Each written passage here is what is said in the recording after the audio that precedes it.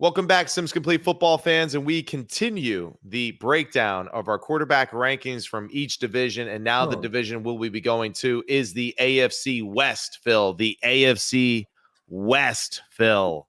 All right. So yes, I know, sure we say yes, Phil. I was mixing things up between the AFC and NFC West, and I was going, damn, this doesn't make sense. And you're looking at me and go, what the hell are you doing? But whatever. What are you doing, man? But here's my train of thought right now. Yeah, go. I'm looking at your background. Yes. And mine is terrible. I'm going to fix it. I just got to get to it because it's so ugly in here. Yeah. But I mean, I like the helmets. I see my all-iron trophy behind you. Yeah. Where is it? Yeah. I like that a lot. And hey, and the great story about that too, right? Is that Shabby, right? Matt Schaub, right, former quarterback of the Houston Texans and also the Atlanta Falcons with me when we made that Super Bowl run with that whole crew, the quarterback room full of Matts, Matt Schaub, Matt Sims, Matt Ryan, Matt LaFleur as our quarterback coach. Matt Schaub is nice enough to invite me to his home for Thanksgiving. Right. Had a great time with his family, his kids, his parents were there as well. So really enjoyed being there with them. He's like, hey, come here. I want to show you something. And we go downstairs into his little bar, trophy case area. And he's like, this trophy right here is my favorite trophy of all time. And he shows me the all iron team from Big Phil, that trophy that you see right above my head right now. And he goes, hey, you know why I like this? He goes, you could really hurt somebody with this too. Oh, that's a great. Okay. He goes, that was my intentions. Yeah. Well, he goes, if somebody breaks into the house, I'm going to use this on him, and I'm telling you, it is something. It's the heaviest damn trophy out there, but it is a cool trophy. And it was really nice of him to share that moment, obviously with me, him being a winner of that award that you had back when you were announcing. It is very heavy, and I like the fact that they made it like a real iron, the same size and all that, just much, much heavier. But it's like, John, I had an all Madden trophy in the office out there with you. Oh, my God. I think it's over here somewhere. It is 50 I think it pounds. Yeah. No, I think it came in at a small 32 or something like that, or 22. I forgot what I weighed it. When he passed away, I said, John Madden, bigger than life. Everything was bigger with him. And I weighed the trophy and I was like, wow. Can you imagine shipping those things out? It was like real, like cast iron too. It's like real thick. It's a solid block. It's really not like anything super, special or done up. It's just like a solid brick of steel. It's just unbelievable. It was great. It was great. Okay. Enough BS. Let's talk about the AFC West quarterbacks and what we think. Phil. Yeah. And I got a number. I'm going to be truthful now. I got a number. It's 1 or 2. Yeah. Which number are you going to take? It's 1. Oh, you're right. Because you know my secret. That's right. Everybody always picks 2. I know you, Phil. Damn. I am you, Phil. I should have changed. As soon as I said it, I went, oh, I know you're disappointed about that, but you got to live with it. So disappointed. All right. So you get to pick. What do you want? You want to go first or second? I'm going to go second. I want to hear who you have at number 4 because I think the 4-3 spot is a little interchangeable. I think the 1 and 2 to me is very clear. Yeah. But the 3-4 spot, a little interchangeable. And it's more of a group because we don't really know who the starters are going to be for these 2 franchises. So at number 4, Phil Sims has who? Well, I did this on 3 and 4. I got all 3 quarterbacks in there. So Aidan O'Connell, Gardner Minshew the second, and Anthony Brown. Well, it won't be Anthony Brown the starter, but I put him in number 4. 1, because I think just physically, I like maybe the number 3 group better. That's probably the biggest reason. Okay. And, I'll just say these things real quick. Gardner Minshew, to me, is I'm trying to think who was a great reliever. He's a great reliever, I think, for starting quarterbacks. Can come in there, knows how to play, can make plays, has a little magic. Players love him, his attitude, his way, all that stuff. It's awesome. But also, when I say that, I don't know. If I had to pick a winner, who's going to win that job out there, Gardner Minshew or Aidan O'Connell? I'm going to say Aidan O'Connell is going to win the job. Okay. Why is that? Because very polished, big, plays big, stands in the pocket, can make throws while he's getting hit, accurate with the football, He's been out there already. They've seen him for a year, so they have that in a bucket. They kind of know who he is. Right. And I think he'll be a better player this year than he was last year. Right. And I think everybody just talks about it's Gardner Minshew. Again, I like everything he does, but they're kind of different quarterbacks. Aidan O'Connell is going to stick to the plan, find the open guy, and get rid of the football, I think pretty quick. And he surprised me how well he played in the NFL last year as a rookie. So that's my number 4. I would agree with you. I really think that just like big picture wise for the Raiders, I always say Oakland. It's so bad. But for the Las Vegas Raiders, I think Antonio Pierce is probably going to try to lean towards Aidan O'Connell more. At number 4, I also have Aidan O'Connell and Gardner Minshew. I think that he's going to like a lot of just the attitude, right, that Gardner brings, right, that just like infectious energy, right, that goes throughout the locker room with the type of character he is, that how much fun he has, how he's loose, but he's also how he works so hard and is so dedicated to his craft. So I think he's going to have a hard time kind of denying those things, because I think that's what Antonio Pierce wants to see in his quarterback, especially in Las Vegas and for the Raiders. But I think Aidan O'Connell's skill set fits a little bit more of what we hear Antonio Pierce want to do offensively. Be big, be strong, push people around at the offensive line, do play action passes, be able to have his quarterback being big and strong, you're mentioning too. And I think, Aidan O'Connell, with his experience last year, I think he can build upon that, like you're saying, and really just be a above average functional quarterback for this football team as they still kind of find their way and identity going forward under Antonio Pierce's leadership. Let me give you a new slant on this as you say all that. I had it written down. A couple things. Aidan O'Connell, his arm looked much better than I expected last year, and I think that'll improve. He'll get a little even more pep on the football. But think about it this way. You wouldn't know the answer to this, but I'll say it anyway. Who was the great relief quarterback for the Raiders that was unbelievable how he would come in games and pull it out for the Raiders? Kind of back in one of the George Blanda. Oh, wow. I mean, I would have never gotten that. When I was, I know you would. When I was growing up, they'd be the West Coast game. You'd see him at 4. Right. And then they'd be losing by whatever, and they'd put George Blanda in, midway in the fourth quarter. He was really, I can't even think of his age. He was in his 40s, and, bing, boom, boom. And then he'd get them in, either score the touchdown or they didn't get it on third down. So he'd kick the game-winning field goal. He was the kicker. Right. I mean, it was unbelievable. And I'm saying that because so cool. I think that's what you got with Gardner Minshew. Right. Stay with Aidan O'Connell. Don't be afraid to pull him out when you need that little jolt, because Gardner Minshew is going to give it to you. And then you go back the following week, right back to Aidan O'Connell. You don't think that messes with Aidan O'Connell, being a young quarterback, kind of that, that give and take that way as far as the job being taken away from him, like emotionally and physically, all that kind of stuff? I think he can handle it. I do. Okay. Don't forget, who did he play for in college? Jeff Brom. That's right. Jeff Brom, okay. He's heard it all.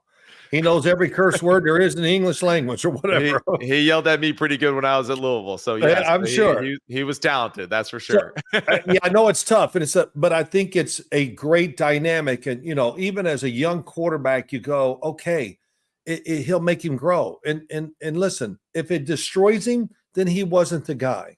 Okay. You got to overcome these things, and I think they can set these parameters. I'm not saying if they're losing in the fourth quarter every time they're going to pull him out, but if it's not going well, you got to get that spark sometimes, and you can't always do it with sometimes the players around the quarterback or the coach. So It's just a thought I have, and that would be interesting. And if you kind of set the table during training camp and in meetings, and everybody's in there together, that you understand these roles and you can get it done. So do I think that'll happen? Yeah, probably not, but it is a thought that if there's two guys and a coach that can make it work, I like my chances of those three doing it. I like it a lot too. And I also just want to highlight that I feel like for Aidan O'Connell, something that this team will probably look into getting to doing more of, and that is using their two big, strong, powerful tight ends that they have in their passing attack to go along with Devontae Adams and Jacoby Myers. Right now you have Brock Bowers, who is an absolute he is the next iteration of that Travis Kelce type of receiving tight end, right? Yes, he Along with is, Michael for Meyer, real. to go along with those two guys. I feel like they can get a lot of interesting offensive sets, Yeah. the tight end wing stuff, the double tight end looks where you can motion shift them and really start to dictate how you run the football, but also how you attack defenses in the passing game. So really exciting for that too. And yeah, I think Aidan O'Connell will fit perfectly into those guys' skill sets, throwing the football down the field and over the middle with his size and ability. Yeah, Brock Bowers is the real deal. Yeah. And he has got a lot of slickness to him, just like Travis Kelce. Right. He's faster than Travis Kelce. He's strong. I mean, and he after the catch, man, he's dynamic. So it's gonna be great to see. Okay, I did number 4, right? You got to do number 3. Number 3, I'm going with the Broncos law firm of Stidham, Nix, and well, I just had Stidham and Nix. You had the third quarterback there available for the Broncos as well, right? Zach Wilson. So I'm, he's number 3 to me, and I think it's going to be Stidham or Nix. And, right now I think Stidham is one of those guys that I think a little underappreciated, never really got the opportunity to be like the guy, but has shown recently that when he does play, he plays extremely well. He's got an above average arm. I think he has good athleticism. He makes good decisions consistently. And I think that Stidham is a very similar version of a Bo Nix in a lot of ways as far as how you evaluate the physical skill set of them. They don't do anything necessarily like extremely well. They just do everything really, really well. It's a good point. I kind of see it a little differently. Okay. I think the job is there for Bo Nix. I think the Broncos understand who they are, whatever. Sooner or later, Bo Nix is going to get a lot of play this year to get him ready for when they can turn this thing around and really feel like for real that they have a chance to be a good time or a good playoff team, not just sneaking in there or whatever. So Bo Nix, I always watched him all year last year. Yeah. I liked him a lot. I didn't see any things that really bothered me at all about Bo Nix. Right. And I always thought this, Matt, man, he's perfect for Sean Payton. Yeah. I would, even during the year, I would think that he's perfect for Sean. Yeah. And all year during the college season, I kept telling you, I'm like, you're going to like this guy, Nix, when you watch his film, man, because he does a lot of really good stuff. High football quarterback play so consistently. I mean, to throw it for over 70% 2 years in a row in college, I don't give a damn what offense you play in. It's that impressive. It's not that he threw over 70%. It's like, damn, he wanted to go to 80. He was closer to 80, yeah. But you're right. Listen, I hate to bring this up, and I'm just saying it. Look, Drew Brees was a great, what's the word for it? Getting ready for the game. I mean, he was over the top meticulous. Yeah. And, when I've told the story on our podcast, I'll say it one more time. He was in a meeting with us. We're doing the game. Yeah. And when he left, he was mad at the PR people. And they tell me, I go, why was he mad? You didn't come in. You were 2 minutes late coming in to get me. Now, I don't know what the time was, but it was something. I'm like, what?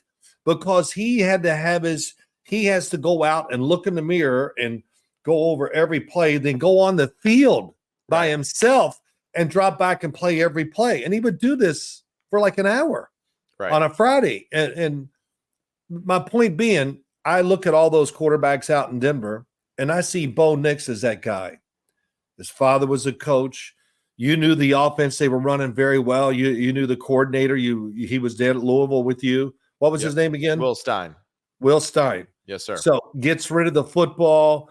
A big thinker, loves to change plays, on and on and on, and all of that just says it has Sean Payton all over. And not that I believe what I listen on or hear on TV all the time, but it sounds like Bo Nix is really turning out right now. It's off season. But kind of being the guy they thought he would be. Yeah. So that's who I think will win that job. Yeah. And honestly, it could play out either way. I'm excited for them. I wouldn't be upset really if it was Jarrett Stidham to start because I do believe in Jarrett Stidham and his ability too. But yeah, I agree with you in the sense that I feel like ultimately, yes, Bo Nix will be in that starting lineup and he will be getting substantial amount of reps to get that experience. But fully trust in Sean Payton, though, to make sure that he brings his quarterback along where he thinks it's necessary. And also give him enough credit, too, as a play caller to play the game for that rookie to make sure that he is comfortable in making good decisions and not overwhelming him, too soon with, a heavy play sheet. Well, think about it this way, too. If it is Bo Nix starting, Jarrett Stidham, whatever, it's kind of like, okay, let's give him a chance at the end of the game to pull one out for us, right? But then go right back to the other quarterback. I mean, I don't think that would happen as much there as it would maybe with the Raiders. Yeah. But it's just a thought I had since we talked about it with the Raiders. Yeah. Okay, so we agree there. That's pretty good. Yep. Here we go. Number 2, I have Justin Herbert of the Chargers. And the Chargers. Yeah, I mean, I can't wait to see many things. And you know this more than me. I'll be quick.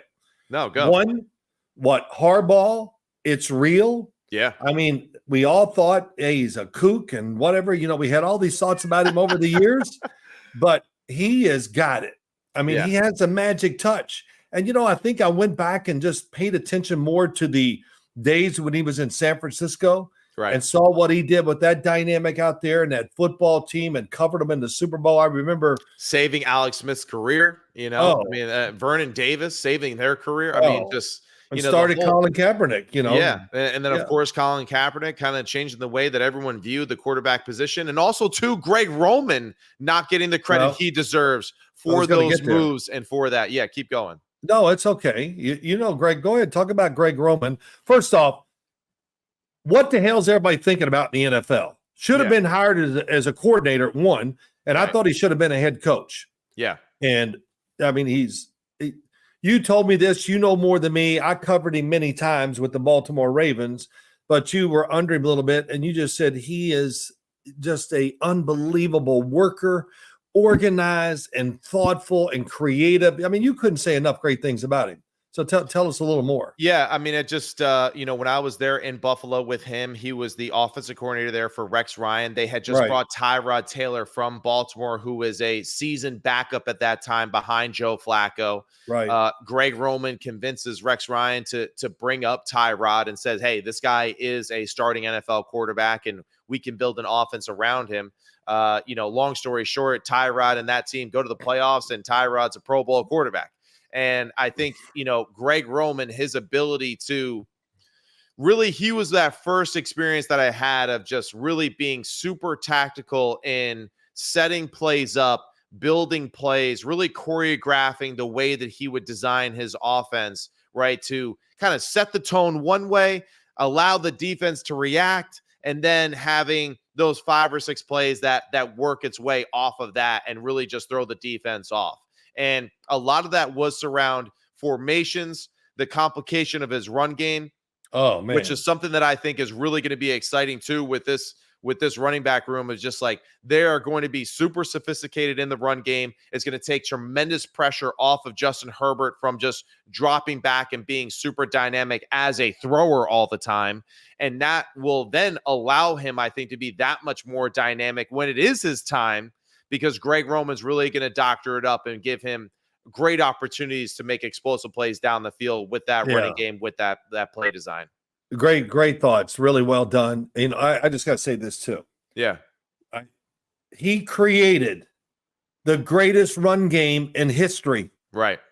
I talked to defensive coordinators in that time. Yeah. And they would just go, oh my, it's unbelievable. They were like, oh my God. Let's just make sure Lamar doesn't run the ball. That's all they could think. But it didn't matter because they had people. It was like people going this way, people going that way, blocking, getting angles. I mean, it was and you know what happened? But you always know it's great when the NFL is trying to copy what you're doing. Right. And a lot of people did, but they realized, to create these great run schemes, that takes 10 times longer than it does to create a pass play in the NFL? Right. Run plays are intricate, lots of variables to them, whatever. But Greg, so they did that. And then we had to hear this from the pundits on TV. Well, he's just not helping Lamar Jackson enough. He helped him win an MVP. Yeah, that, the number 1 seed. Oh, I don't know. What else do you want? He wins. Yeah, you're right. Wins the MVP. They lead the league in rushing. They set records. Right. And Lamar was playing great, but that wasn't good enough because they overlooked it. We need him to throw so we can really talk about Lamar. No, and this is where it kind of goes like, and this is what's great too, I think, for Justin Herbert, because I think everyone at home, we know how great he is, right? We know the talent that he is. He is a little bit of what we discussed in the NFC West show not too long ago, right? Of that Justin Herbert has the qualities of a Matthew Stafford, but was never really given all the other surrounding pieces to be like, wow, this guy really is that fantastic of a football player. Yeah. Now that you introduce Harbaugh, you introduce Greg Roman, right? You get Joe Alt now to be that anchor on that left side of the offensive line.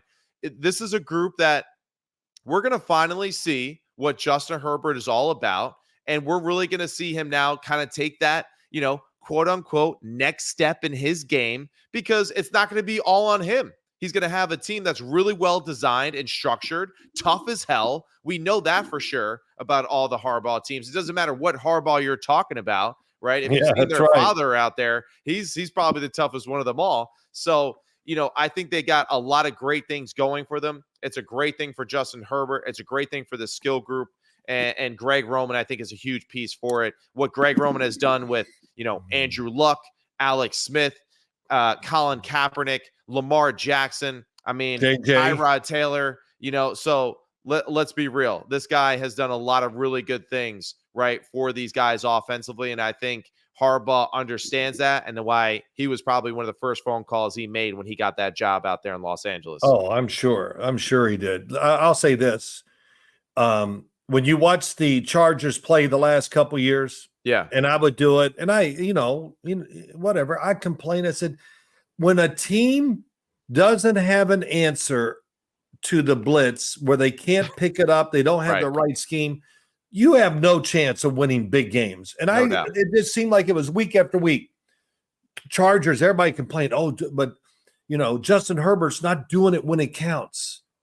And I would watch those games. I can think about the Cowboys and the Miami Dolphins. There was many, but those came about. They're shredding the defenses. The Chargers are doing great. Then at the end of the game, the other team starts to blitz.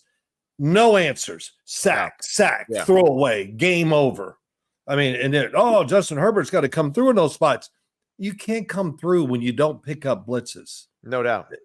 Or even have a thought process that shows that we have a plan for it. Yeah. Right? And that's what really is most annoying, right? It's not like Justin Herbert is choosing like, let me just sit back here and just get annihilated, by free runners all day. So, but we do know, though, know that Justin Herbert, he's athletic. He throws it great on the run. He throws one of the best deep balls in the game.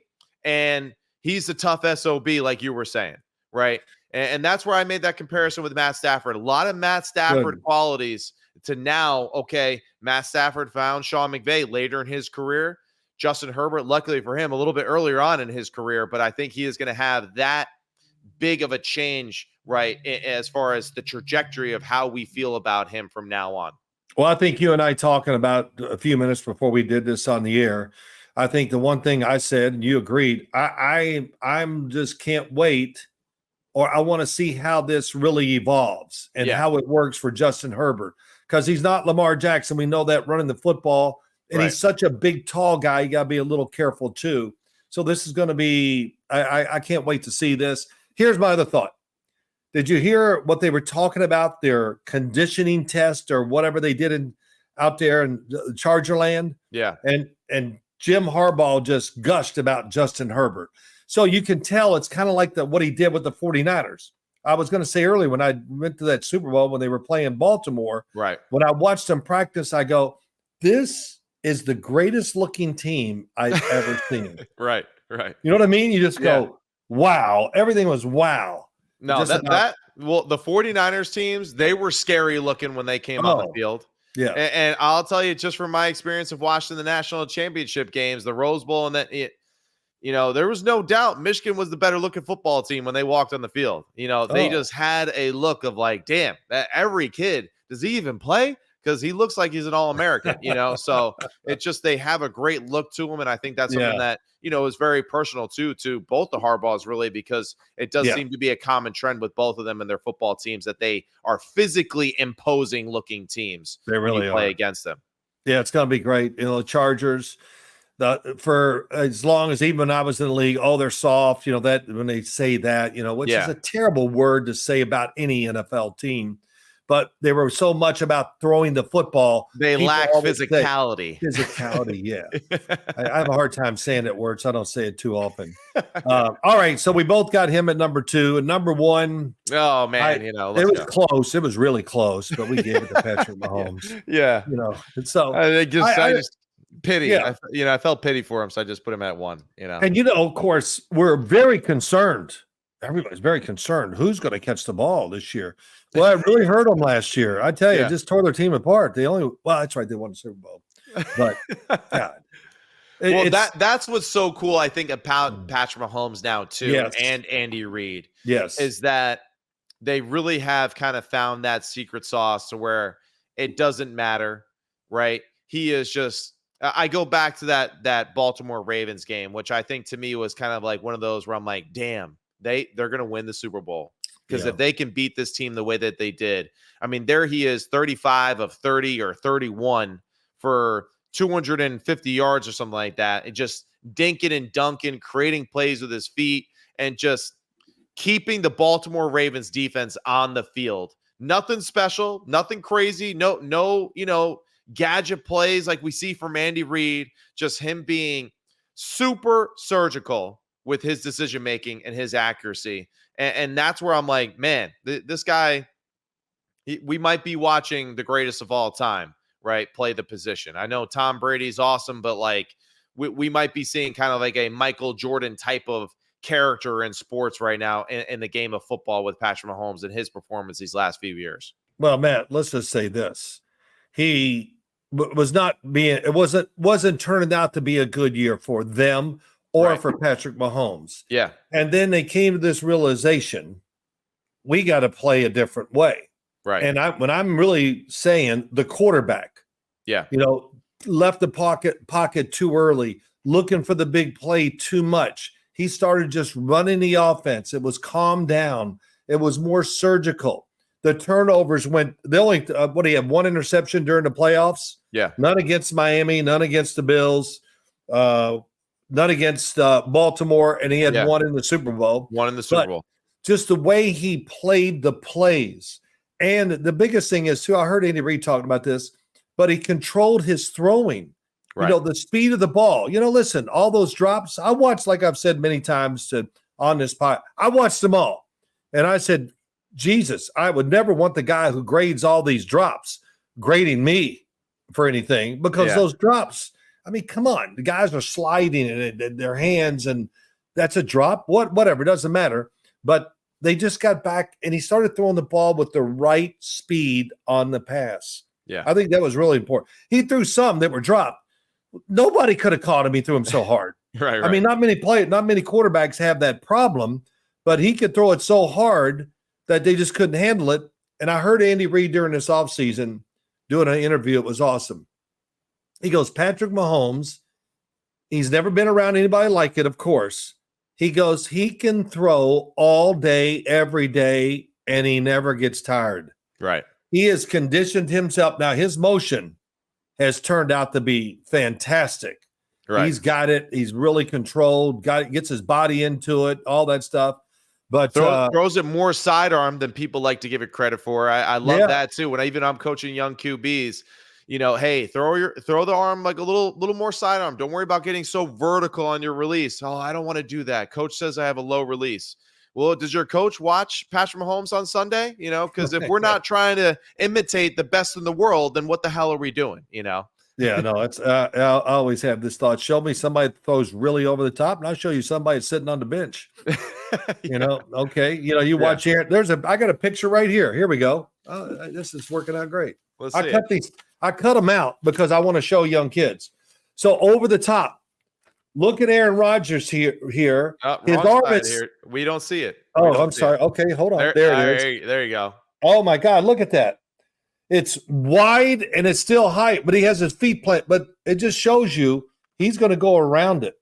Right. Not over the top. Look where his hand is. Yeah. So I know that's the other thing too. Oh, get on top of the football, whatever. But yeah, I love watching videos of all the teachers, and I see these things. I go, yeah, okay, that's great. yeah, that's one of the funniest things about Phil Simms getting introduced to Instagram. He's seeing all these QB coaches out there, and he's like, God, these guys are idiots. It's killing me, man. It's killing. It kills me too, man. It's all good.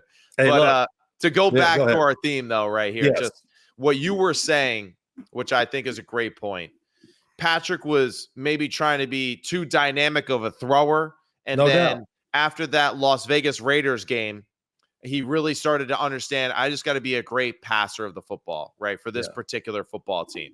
And what they do, they go out there, they get Xavier Worthy, they get Hollywood Brown, right? They have Travis Kelce, of course. Hopefully now with these other two involved in the offense, we can finally get to see a little bit more from Sky Moore and Justin Watson. So this is a team that, is constantly improving and getting better and finding ways to win.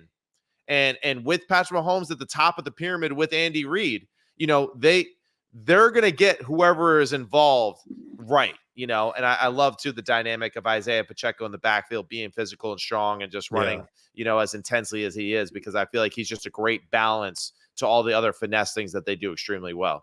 Yeah. That was an interesting transformation we saw late in the year by the Kansas City Chiefs. And it'll be interesting. I would think they'll start out right that same way, and of course, I think too, Matt, the game management, the play calls, working the clock, everything, they did all of that against the Baltimore Ravens. Mm-hmm. They were managing that game right from the start, right? Trying to slow it down because let's be honest, when I looked at those teams, I go, the Ravens are physically the better team. Yes. And, so they played right into that hand, the Kansas City Chiefs. We are going to fight from start to finish. Yep. That was really evident. But how they managed the game and how Patrick Mahomes managed himself was really big keys and why, just a couple reasons why they won. So, for sure. That's it. Have you seen their Super Bowl ring? I think I did. Yeah, I mean it's unbelievable. It's got a few more diamonds than your Super Bowl ring. I know. Oh my gosh! They could take our Super Bowl rings and put them inside their Super Bowl rings. I mean, these Super Bowl rings are unbelievable now. Yeah, they're amazing. They really are. This one is super special. But yeah, so it's Patrick Mahomes, number one in the AFC West for sure. Yeah, number one in the NFL. I mean, let's be honest. He's the best quarterback in the game right now. And the AFC West, though, just to kind of go back through that list again, Patrick Mahomes, Justin Herbert, then you have the Broncos and Raiders and kind of where they'll play the quarterback position. But I know one thing, a lot of really good offensive minds in this group here too. NFC West is interesting, but AFC West, wow. I mean, Andy Reid and the boys there, Herbert now with Roman, right? And just the physicality that they bring to that table, along with just, his thought process. And then Sean Payton, one of the better offensive minds that the NFL has ever seen. So it's this division's got its work cut out for sure for slowing down these offenses week in and week out. Yeah, good luck. As once this year gets rolling, I'm telling you, but hey, it's going to be fun. We're getting there to the time. I'm looking at training camps in a couple of weeks. What about 3 weeks? Yeah, we're going to have people going to camp, so it's going to be great. Can't wait to see. I'm one of those guys, and there's a lot of us. I don't mean to say it that way. I love watching preseason football. Yeah, I really do. And I'm not going to say I watch all 4 quarters every time, because sometimes, man, when that fourth quarter comes, they're just like, come on, let's get out of here. But I believe in it. I believe in it for the starters to get enough action to really feel like what it is. You can never duplicate it in practice. I don't care what you do. Right. Because in practice, why is it different? Because nothing counts. Yeah. So, the corner's great. But what if somebody runs by him? See, they don't worry about that in practice as much. In a game, can't be deep. Practice. Right. Yeah. And it happens for all the players at every position. So, but it's going to be fun. A lot of good QBs in this league. It was fun talking about them. And I think that's it. You got anything else? We're almost done. We still got the NFC East and the NFC East and AFC East to do for our quarterback rankings for division. So we're almost there. So if you could just there. clear your schedule just a little bit so I can be part of it, I'll be ready to do it. All right. Whatever you say, man. We're Hey, just man. glad that you're back. Hey, from Matt, Italy. Matt, All right. Matt, can we do this tomorrow? Yeah. Oh, yeah. I'm good from 11 till 11:15. Is that good? No. Let's go. Be more efficient, bro. All right. I got stuff to do. Okay. Yeah. All right, man. Good job. Well, I'll talk to you. All right, Phil. You the later. man. Sims You the complete. man. That's all we got. Phil Sims, Matt Yep. Sims. Check us out on YouTube, Believe Network as well. Listen to anywhere that podcasts are available. Follow Big Phil at Phil Sims at Instagram and Twitter there. And we'll be back with more. And as the great Coach Phil would say, hey, toodles. Okay. Hey, See you later. You Hey, guys hey, are who's not better very than you? tough. Nobody. Okay. Yeah. Okay. It's nice to be All right. nice, Phil. See you, bud. See ya.